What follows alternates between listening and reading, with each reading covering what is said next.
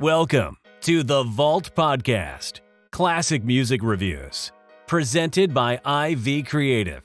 Now, here's your hosts, B. Cox and the crew. Greetings and welcome, ladies and gentlemen, to another edition of the Vault Podcast, classic music reviews, presented by IV Creative. It's a perspective of the classics from a fresh point of view. We appreciate you for taking your time and lending your ears to our perspective. You could be anywhere listening to anything, but you're right here with us, so we thank you. With you today is yours truly, B. Cox, and with me I have my partner, my boy in the place to be, as always, Cousin Domo, aka Dominique Marks, the creator and the host of Raw Sex Podcast. Make sure y'all checking out Raw Sex Podcast every single Friday when they got new episodes is dropping. Go out there, go to his IG, show him support. He be on the lives. The lives are definitely popping, as he has said on this last episode of Raw Sex, so make sure y'all go check that out. Hit him up, man. Follow him on social media. He's a great follow and obviously very entertaining to follow and listen to as well. As a reminder, we want to make sure that y'all go to vaultclassicpod.com. That's vaultclassicpod.com. Go ahead, check out the past episodes, our guest list. Also go to our merchandise store. We're heading into spring, so make sure y'all go get those t-shirts as well. And also get those tumblers and also cooler mugs so that you can make sure you get something there, nice to drink when it gets hot out there. And it shows your support for the Vault. Again, that's vaultclassicpod.com, vaultclassicpod.com. As we always like to say here on the Vault, our motto is hashtag open the vault, hashtag nothing but the classics, or MBTC. And I have Damo here with me for a reason. And this is actually right on time considering what just happened at the Super Bowl and him also having a very successful residency in Las Vegas. Today we're going back to 2004, 20 years ago. And we're going to talk about the fourth studio album by none other than Usher, Usher Raymond and Confessions. That was released on March 23rd, 2004 by Arista Records. With a runtime of 60 minutes and 30 seconds, the original version, and 77 minutes and 22 seconds in the special edition that was released not too long ago. The producers on Confession, you know them well. The likes of Jermaine Dupri, Lil Jon, Rich Harrison, Jimmy Jam and Terry Lewis, Robin Thicke, Bryan-Michael Cox, Just Blaze, Dre and Vidal, James Big Jim Wright, Bobby Ross Avila, just an all-star cast of R&B producers out there. And even some not so conventional R&B producers in the likes of Lil Jon and also Just Blaze. The singles from Confessions. Now, this is going to be a little bit misleading. I'm going to give you 5 singles, but literally there could have been a number of different other songs that you could also consider singles as well, considering how popular they were. The first single, Yeah, was released in, it says January 10th, 2004, but I remember that coming out a little bit before that, actually. Burn, released March 21st, 2004. Confessions Part 2, released June 1st, 2004. My Boo, released August 29th, 2004, and Caught Up, released January 3rd, 2005. So again, if you're doing the math and looking at the calendar, we're talking about 5 singles that ranged all the way up from January 04 to January 05, basically a year. And when we talk about the reach of this album, though, Damo, goes beyond just that 1 year, the span of those singles from Confessions. Because if you look at the hits from this album, they still resonate now 20 years later. And that's something we'll talk about a lot during this podcast. It's also been a topic of discussion in regards to how this R&B album stacks up with other ones in that decade and also those in the entire 2000s, ever since the new millennium. And there's a conversation that you have, and it ends with pretty much the same result every single time. And we'll talk about something that Damo and I actually saw on TikTok from our podcast. I'm going to use that term loosely about them debating this album against another album that I don't even think it's in the same league. So, No. So yeah. Right. But Confessions, Damo, is something, man. And to talk about, of course, where Usher was at this point in his career, he already was wildly successful. I mean, he had his debut album in 1994-95. Then he has My Way, propels him in being really a superstar at that time.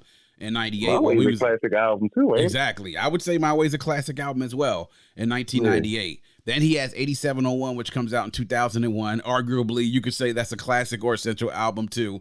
So at this point, Usher is an established star, and he's really entering into this period in the 2000s where there's a lot of people coming out. There are groups that are out and there are superstars. The competition was really, really stiff right around this time in the 2000s. Like, if you were an R&B artist, you had a lot of different sounds, voices, and also styles to contend with. There was a lot of competition going on during that time. And it seems like Usher kind of took the same amount of time around all of his albums. He didn't come out with an album every year or every 2 years. He was taking like 3-year breaks in between those albums before they were releasing them. And I think that was part of the reason why they were so wildly successful.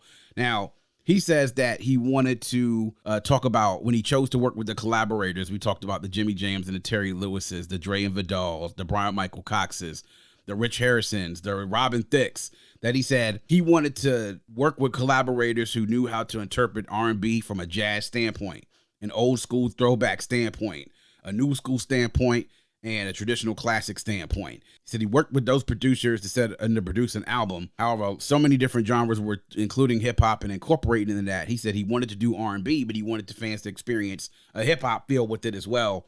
That's why he wanted to think outside of the box. Hence the reason why you have Lil Jon producing Yeah and Sean Garrett penning the same song. And so there's sort of like this going back to those Atlanta roots and crunk in Atlanta, like tying everything back together and all those different influences coming together on this album. Now we're going to go ahead and get into it. First thoughts and reflections. So I'll start with you, Damo. Confessions. This is back in 2004. Let us know what you were thinking about when this album first dropped. You heard it for full in the first time, and now it's 20 years later. Its legacy has been solidified. What are your feelings on it now? Has it changed any or has it improved since then? I'm going to say it improved because, we were a little younger. So, we was younger back then. So, we loved good music. Mm-hmm. And, I thought Confessions was a classic right off the first. Once I don't have to hit no skips, I think your album is a classic.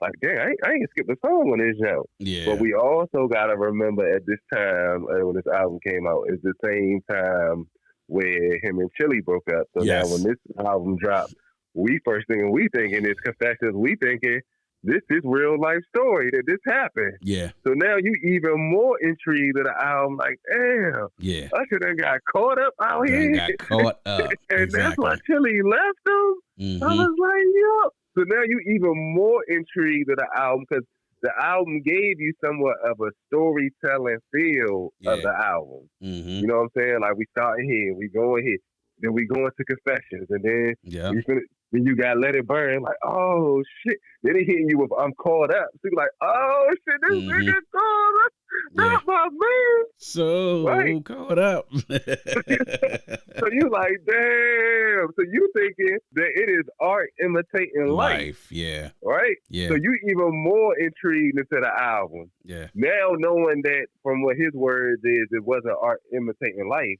You could love all of it all together back then and now. Like, damn, this joint right here is the one. Like, it's still one of the albums I would say. I'll probably play that album at least 5 times a year. Wow. That's a lot, man. For an album that have come out 20 years ago, that's a lot of times to play an album during a year. Wow. Crazy. Yeah. That part about you talking with Chili and the breakup with Chili, I remember that happened right around the end of 2003, right? And so I remember that Chili had done an interview in one radio station in Atlanta, and she basically dogged Usher out because of that. You know what I mean? Because they were together. Like, we thought, yo, these two going to be together. They both from Atlanta. They both in the R&B industry. Like, even though she was older than him, it, like, they seemed like they had chemistry. And then it just kind of worked out. Like, yo, she was bad. He obviously is who he is. They both kind of like were dancers and stuff. So like they had so many different things going for them. And then when you heard that they broke up, and the reason why they broke up, because he got his first wife pregnant, who was his first wife pregnant, it was just like, oh, wow, that really made you think, like you said, that you were having this, he's making this album in the vein of this breakup and he's confessing all the things that he's done as a result of that. And everybody knows when you make an R&B album, especially in the 90s and 2000s, Mary J. Blige has done this. Other artists have done it. Your most firework sometimes comes right after a divorce or a breakup. So that was right there in the beginning. Man, this album came out when I was in college.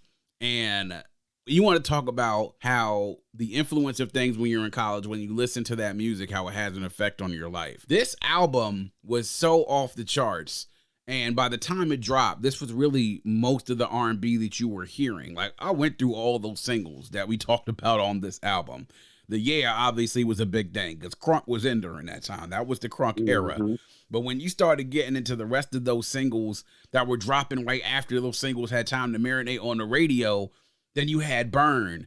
And then when Confessions Part 2 dropped, it was like, yo, this dude is in his bag. Then he drops a banger with Alicia Keys, who at that time is fresh off of just releasing the Diary of Alicia Keys in the later part of 2003.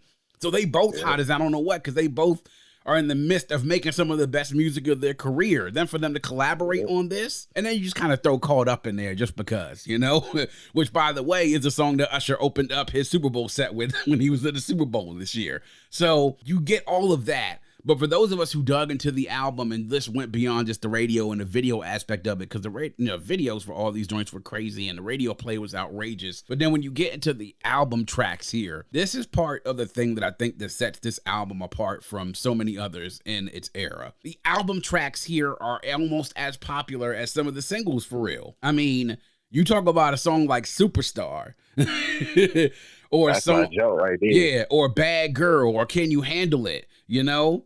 Take Your Hand. These type of songs are songs that are almost as popular as the singles for real. And the production on here, look at all the names that I listed. Jimmy Jam and Terry Lewis, legends. Dre and Vidal, legend. Bryan-Michael Cox, legend. Robin Thicke, who at that time we wasn't even hearing anything about him, but he eventually became a known name in the industry. Rich Harrison, legend. All these names. Then to be able to throw two primary hip hop producers, and Lil Jon and Just Blaze in there, and it worked. So when you're able to build such a strong track list like that, to when we talk about when you get into an album's track list and you say it's no let up, there's literally no let up from the minute you start this album until the minute it goes off. It continuously goes and goes and goes and goes and goes. To be quite honest, I would have to say it's on the level of some of these great R&B albums you talk about of the 90s and even the 80s, because there are so many songs that weren't necessarily hit records in regards to it being on the charts, but because folks love this album so much, you mention those songs and it's like, damn, that is my shit too, right? Yeah. Like I'm just thinking about Superstar in particular because of that Max Stroll, Willie Hutz sample that is so smooth that I've heard rappers rap over, but you would never think about putting out an R&B song, but it worked, and Usher made it work. That was the great thing about this. The producers that he worked with on this album, they found a way to make these beats and instrumental and the songwriting all worked. It was almost like the perfect combination of producers that you wanted to work with, considering what his objective was. And this album was absolutely huge, man. I mean, we talk about for a year, this album ruled the charts. All of those songs that I mentioned right there, I think just about all of them, except for maybe Caught Up, were all #1 singles. All of them. And then the other thing, when you think about My Boo, is you think about how old we was then. You could just see who a chick that was you grew up with in this being your song. Yeah, right. Oh yeah. There's definitely 100%. I saw you in 7th or 8th grade. We went through middle school and high school together. Yep, exactly. It gives you those type of feelings, man. Being able to craft songs like that. These songs were relatable, right?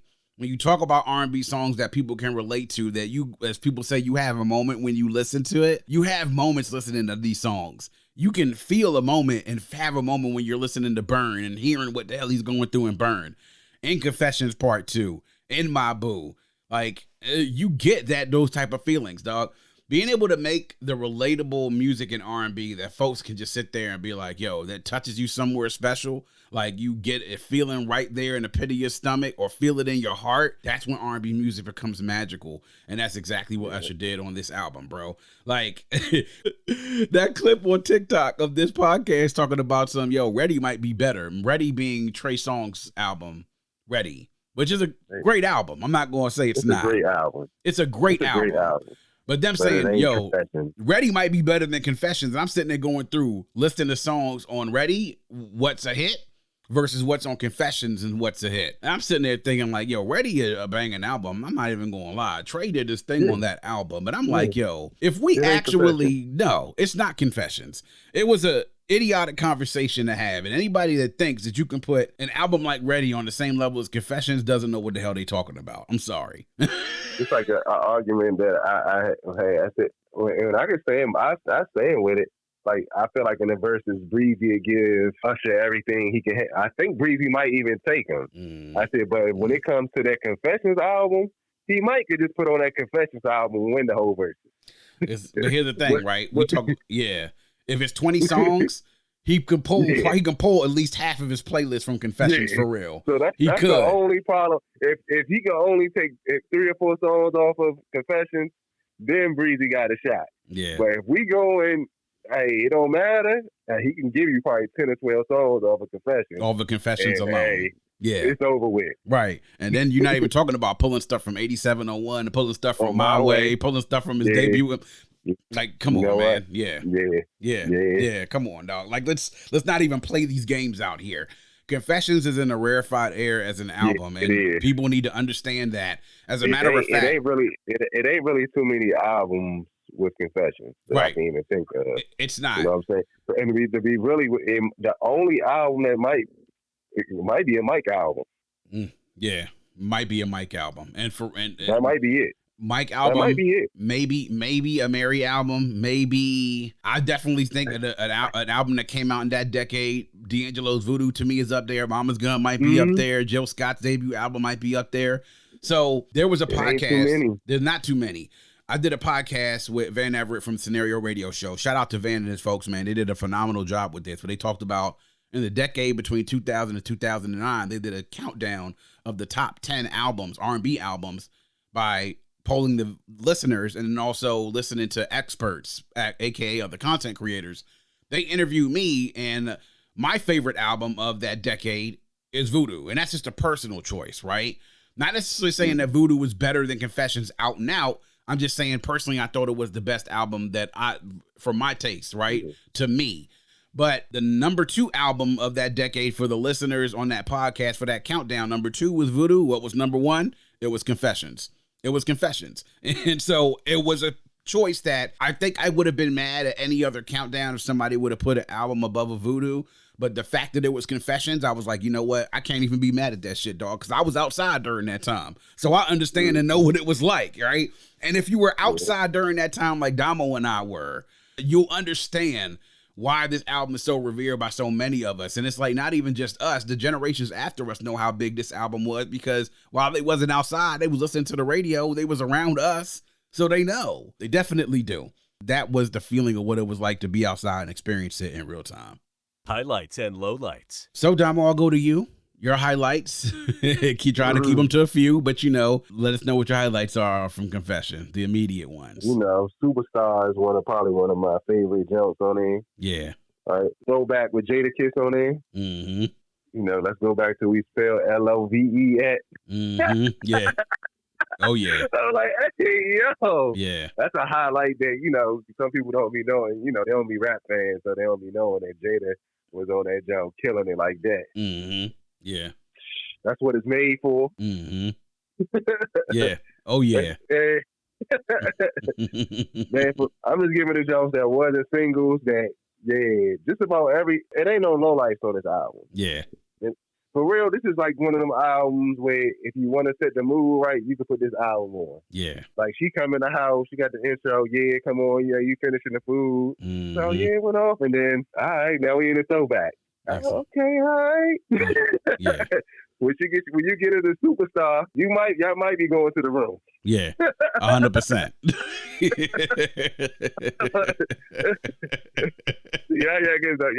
don't know about that, right? They try to set the mood right. I don't know what y'all playing. What's gonna be y'all mood setter? You know what I'm saying? How y'all seduct the youngins, but we had to have the Seduction. That's just another one off the special edition. Was not on the original track listing, but you got to throw Seduction in there, bro. And it's just like Seduction, pun intended. Yeah, pun intended. Yeah. So this album, I should gonna do all the work for you. Yeah, bruh. I got a personal story with Seduction I'll share a little bit later, and this is just let me know how a goat of an album this was when that go ahead, continue. I want me to interrupt you. Other than that, ain't no lowlights on here. Yeah. Ain't no lowlights. Yeah, real talk. Yeah, man. All the singles, obviously, running down. Yeah, it was a huge. I mean, when you close your Super Bowl joint with this joint, I mean, you know how big it was. I mean, it was, and the fact that we learned a little tidbit about that, and whatever podcast that was, that the beat was supposed to be Freak a League. And instead they pretty much switched beats. They gave the song that was supposed to be for Freak a League went to Usher, and PD Pablo was supposed to get something else, but instead Usher, they took that joint that was supposed to be Yeah and gave it to PD Pablo to make Freak a League. And it understands because they sound almost identical, to be quite honest, for real. So Burn is crazy, and that really addresses the whole thing with him and Chili, but that joint is just a jam, dog. Confessions Part 2 is, especially the part that gets everyone, is the whole video version of, man, I'm at the studio, you know? I mean, for real. Crazy. How you know? It's crap. I gotta go. I gotta go. And then leading into the whole track, you know what I'm saying? He talks about in the whole part, the first part of Confessions, he talk about the lady he's been creeping around with, and now she pregnant. And you know what I'm saying? And how many people can relate to the shit that Usher was talking about in that shit, dog? How many folks have been caught up in that actual situation? Relatability. That's what gets people into I might have been caught up in that at that time. Oh yeah, true. This is true. This is actually true. Yes, sir. You're right about that. You're absolutely right. Yeah. But then, like, My Boo was a big hit, bro. I remember when that joint came out, and it was just like, yo, you putting two of the biggest stars out here with Alicia Keys and Usher on the track, and it's gonna blow, and it blew 100%. And they caught up as just a fun song, and Dre and Vidal, the variety of work they did on here is ridiculous. Like, they had stuff where you get a caught up, and then they also produce Superstar. Like, yo, that's crazy. But all those singles, you get into Superstar, speaking of which, is just a phenomenal track. That sample with Willie Hutch is just something that you would not expect an R&B singer to sing over. But it happened, because Willie Hutch has been sampled by a lot of hip-hop artists. R&B artists, not so much, but I'm surprised that Usher did it, and it actually worked out. Bad Girl is, I mean, it speaks for itself, man. It's that became a huge hit and wasn't even really necessarily a single. But yeah, I hear it, and every R&B mix that I hear seems to happen to have Bad Girl in it somehow, some way, right? Where DJ mixing on the radio, because it's a song that's easy to mix to a lot of different things. Can You Handle It? I mean, yeah, man. Robin Thicke's fingerprints all over this bad boy. Seduction. Here's my story about Seduction. I was in college, right, and playing the tracks from this album and had Usher playlist up, just, you know, because I was trying to set the mood. Seduction comes on. We sitting there chilling. Youngin stops in the middle of what we doing. We've been drinking and she stops with the middle of what she's doing. Gets up and literally starts stripping to this song. Like, just right then and there. I was like, oh shit. Like, I was so shocked I couldn't even say nothing. Yeah, I just sat there, was just like, wow, this shit is really fucking happening. Yeah, this shit is really happening. Then she was like, afterwards, clothes off. She was like, I'm sorry, that song is just so sexy. It just makes me want to dance to it. Just take my clothes off. I was just like, well, I ain't gonna stop you. So go ahead. Do I need to put it back on repeat? Right. Nigga, ever since then, Seduction has been goated in my fucking mind, dog, because of that shit. Like, just got up and just took her clothes off, dog, just like that. Goated, like 100% goated. But like you said, Damo, no low lights out here. Throwback with Jadakiss, even the Confessions remix with Sean, Kanye, and Twista. Like, so many different things that you have here you can point to. There's no low lights here. The album does not let up. From the minute you hit play to the intro, you hit with these. The track listing is this. You get the intro, then it's Yeah, then it's Throwback, then it's Confessions, the interlude, followed by Confessions Part 2. Then you're into Burn, then you're into Caught Up with Superstar, the interlude into Superstar. That's just the first 9 tracks. That's just the first 9 tracks. That's some people's albums right there, for real. You know? That's just the first 9 tracks. You get into the second half of the album, it's not as frenetically paced, but you still get the quality there, and you still get songs that are still can stand on their own, and they're almost as popular as those daggone singles. Like, that's when you get greatness right there. I mean, it's crazy. The track listed is crazy when I sit there and listen to it. Like, I was listening to it again this past week leading up to the podcast, and I was like, man, let me go ahead. I almost forgot that you was hit with all those bangers off the break. You know, I was reminded once again, like, damn, dog, this is crazy. All these songs back to back to back to back to back. No let up whatsoever. They did not give you time to breathe. Crazy, man. Absolutely bonkers. Final verdict. So, I mean, y'all know what it is. Damo, we know it's a classic, right? It is, man. But just sort of in a few words, let people know the gravity in regards to how big this album was for those who, if they probably were deaf, dumb, and blind, didn't know it. If you're telling them now, they're able to hear for the first time. What would you say to them about the album in a few words, just to give them an idea what it was like? A must-have, a cultural rocking classic. Yeah, the cultural rocking classic. So this is one of them. This is when we had the scale 10 for 10. This is what will always be a classic. Yeah. This would be like Mike Bad album. Yeah. Yeah. Off the wall. It's one of those albums like that. Like, oh yeah, I should got one of those. Hey, ain't too many artists got one of those in their repertoire. Yeah. So he got it with Confessions. Yeah. Obviously, we already said it. We know it's a classic, man. But this is, to me, like you said, put it up there with Thriller, put it up there with My Life, put it up there with Boyz II Men 2, put it up there with any one of these albums, Jodeci Diary of a Mad Band, any one of these albums we talk about that you talk are all-time greats that you put in the rare conversation of best albums of all time. Like, this is without a doubt one of the best albums since the new millennium, but then when you start stacking it up against the 90s, it ain't that bad either. Matter of fact, it clears a lot of albums in the 90s. And so when you have this and you have an artist like Usher who just did his residency in Vegas, Damo, you went out there to go see him. You and your lady. I did. You did. You went out there to go see him. And he also was on the Super Bowl this year, and quite a lot of his hits came from Confessions. And he even opened his set with the song from Confessions and then closed it with the song from Confessions. So when you take your starting points and your pillars of your performance and you get them from the same album, it says something. In these 20-something years, there have been so many people that have looked at this album, like you said, it's a culture-shifting masterpiece, that type of classic. There are kids that weren't even alive during the time that this album came out that are looking at this and saying, yo, this is one of the best albums of all time. And we talk about classic material. Can it be appreciated by people of many different eras? And this is an album that can be appreciated by folks of many different eras. That's the great thing about this. It has that sort of Thriller, like you said, bad feeling to it, where you have people, no matter whether they was outside, whether they were born, whether they weren't born, that they can listen to this and know and recognize its greatness, man. So Usher, Confessions, classic. Yes, it is. Absolutely 100%. No doubt about it. Never a doubt in anyone's mind. So what do y'all think about it? Hit us up on social media. Holla at us. TikTok, of course. You can hit us up on Twitter, Facebook, Instagram. What are your memories of this Confession album? What are some of your favorite tracks that aren't the singles on there? And if you had to describe and say some things about the album in just a few words, what would you say to somebody that may not be aware? Hit us up on social media. Let's keep the conversation going. And that is going to wrap up yet another edition of The Vault. Please make sure you are visiting us at vaultclassicpod.com. That's vaultclassicpod.com. There you can learn more about the show, check out our past episodes, join our mailing list, leave a review, or if so inclined, you can leave us a voice note. Click the blue microphone in the bottom right-hand corner to leave us a voice note to let us know what you think about the show, or to just show us some love. To support the show, click the coffee cup shaded in yellow in the bottom left-hand corner to access our Buy Me a Coffee page. On Buy Me a Coffee, you can give a small monetary donation to support the show to ensure that we can keep the vault open for many years to come. You can also visit us on social media at Vault Classic Pod on IG, Twitter, and on TikTok.